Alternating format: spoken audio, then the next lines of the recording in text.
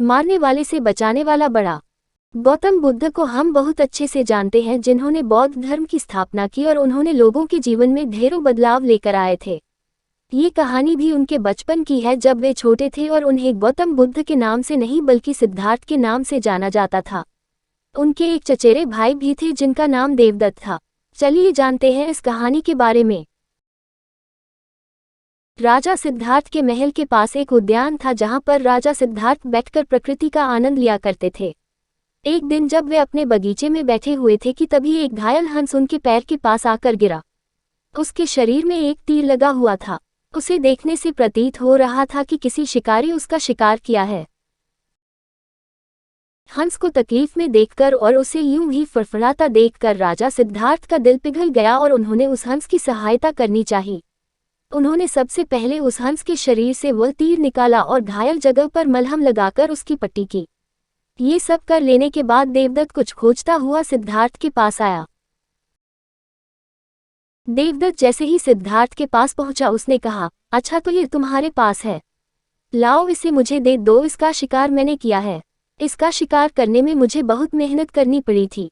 इस पर मेरा अधिकार है। देवदत्त की यह बात सुनकर सिद्धार्थ ने उससे कहा, नहीं, ये हंस घायल था और मेरे पास आया। मैंने इसकी मदद की और उसकी जान बचाई, इसीलिए इस पर अधिकार मेरा है। दोनों भाइयों के बीच उस हंस के अधिकार को लेकर बहस होने लगी। अब वे जानना चाहते थे कि उस हंस पर किसका अधिकार ज्यादा है। ऐसे में उन दोनों ने निर्णय लिया कि वे दोनों राजा के पास जाएंगे। सिद्धार्थ के पिताजी कपिलवस्तु के राजा थे। वे दोनों राजा के पास गए।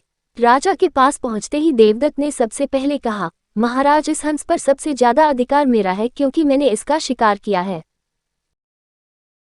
इस वजह से आप सिद्धार्थ से कहिए कि वह ये हंस मुझे दे दे। जैसे ही देवदत्त की बात पूरी हुई, तब राजा ने दोनों को शांत किया और फिर उनसे पूछा कि पूरी बात क्या है। ऐसे में सिद्धार्थ ने राजा को पूरी बात बताई और उनसे बोला, पिताजी, बात यह है कि इस हंस का शिकार देवदत्त ने किया था, लेकिन ये हंस घायल होकर मेरे कदमों के पास आ गिरा। इसे घायल देखकर मैंने इसका इलाज किया और इसे ठीक किया। अब आप ही बताएं कि इस हंस पर सबसे ज्यादा अधिकार मेरा है। राजा ने इस मामले पर अच्छे से विचार किया। विचार कर लेने के बाद उन्होंने सभा में सबसे एक बड़ी बात कही, और वह बात ये थी कि मारने वाले से ज्यादा बचाने वाला का अधिकार सबसे ज्यादा होता है। इसीलिए इस हंस पर सबसे बड़ा अधिकार सिर्फ और सिर्फ सिद्धार्थ का है, क्योंकि उसने उस हंस को मारा नहीं बल्कि उसे घायल देखकर उसका इलाज किया और उसकी जान बचाई। राजा के ऐसा कह लेने के बाद देवदत्त को बात अच्छे से समझ आ गई।